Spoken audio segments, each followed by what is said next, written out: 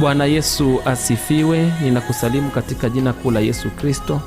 Karibu sana katika kipindi chetu cha Saa ya Faraja katika Kristo, na leo tunakuletea somo fupi linalohusu nguvu ya toba, na tutaongozwa na kitabu kile cha Matendo ya Mitume sura ya 3 mstari ule wa 19.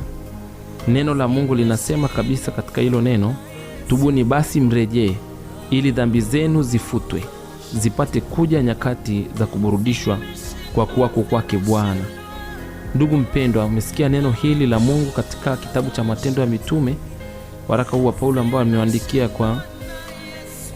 kwa lengo la kutusaidia na kwa lengo la kutuimarisha kwamba tutubu, turejee ili dhambi zetu zifutwe, zipate kuja nyakati za kuburudishwa kwa kuwako kwake Bwana. Toba ina nguvu sana. Kwanza, toba inaleta majira mapya kwenye maisha ya mtu. Na wale wasiojua maana halisi ya toba, maana ya toba ni kugeuka kutoka kwenye njia uliokuwa unaiendea na kufuata njia nyingine ambayo ni njia ya Kristo. Toba ni kujutia kile ulichokuwa unakifanya lakini na kukiacha.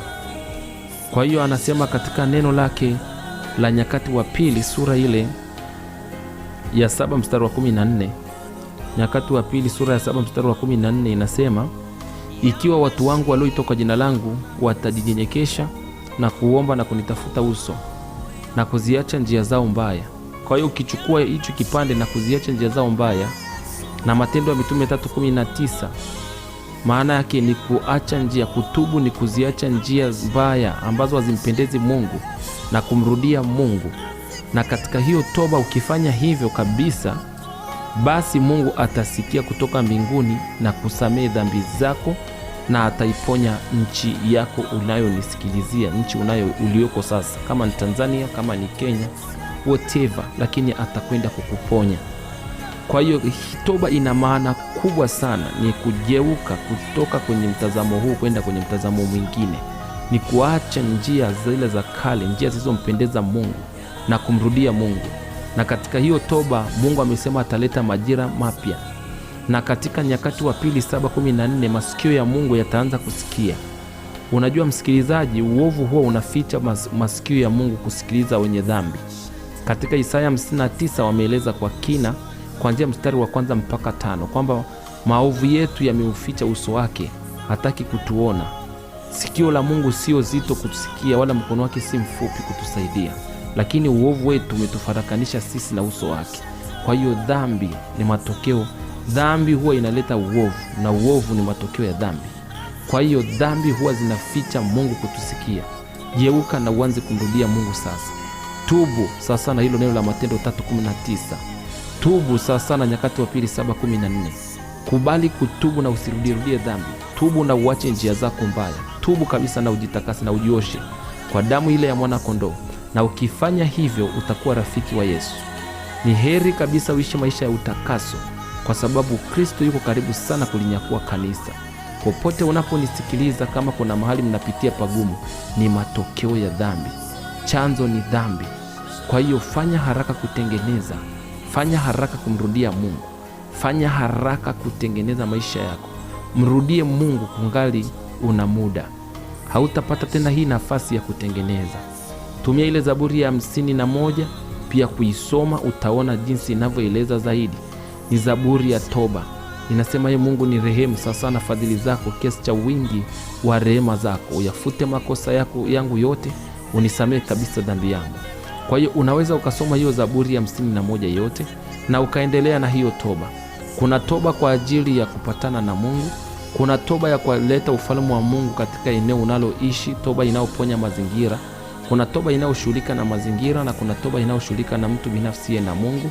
Lakini kuna toba ambayo pia ni ya kuondoa vizuizi mbele ya maisha yako. Kwa hiyo katika hizi toba tunataka Mungu alete majira mapya baada ya maombi hayo.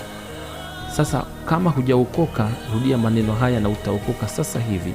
Alafu tutaomba na wewe kidogo sana, maombi mafupi sana ya ushindi. Mungu Baba, katika jina la Yesu, asante kwa kunipenda. Bwana Yesu, ninajua vyote vilifanyika kwa wewe. na pasipo wewe hakuna kilichofanyika. Naomba unisamehe dhambi zangu zote. Naomba ufute jina langu kwenye kitabu cha mauti na uliandike upya kwenye kitabu cha uzima. Bwana Yesu, nakusihi umlete Roho wako Mtakatifu achukue uongozi ndani yangu tangu sasa. Ninatubu na kugeuka na kuacha mwenendo wa zamani na akiri kukufuata siku zote za maisha yangu. Asante Bwana Yesu. Baba, ninakushukuru Baba, katika jina la Yesu Kristo. Pokea sifa kwa huyo aliyekuwa anasikiliza mafundisho haya. Namfunika kwa damu ya Yesu Kristo, na naomba ujumbe huo Bwana usirudi bure. Punje ya mbegu hii isirudi bure Bwana. Kazi hii Bwana umesema kwamba sio bure. Ninaamini popote alipo anaponisikiliza, Mungu ataendelea kufanya matengenezo na utakutana na haja ya moyo wake. Kwa jina kuu la Yesu Kristo Baba, ninaomba umlinde na hatari zote za ule mwovu. Umkinge na kila aina ya hila za ule mwovu adui ibilisi, na umpe neema ya kunyenyekea chini ya mkono wako ulio hodari Bwana. Katika jina kuu la Yesu Kristo nimeomba, amen. Wasiliana nasi kupitia namba 0759 044115 au 0743435575. Hadi wakati mwingine, Mungu akubariki sana.